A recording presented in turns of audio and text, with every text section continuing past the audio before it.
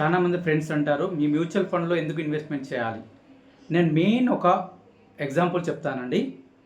మీ amount ఎక్కడైనా investment అంటే పెట్టుబడి పెట్టడం అంటే ఎలాంటి రిస్క్ ఉన్నది అందులో.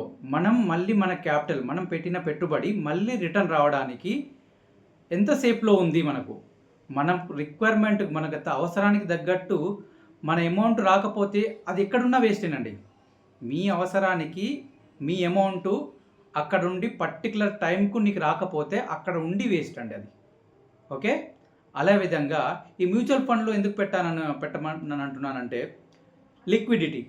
లిక్విడిటీ అనేది ఈ మ్యూచువల్ ఫండ్ 100% ఉంటుందండి.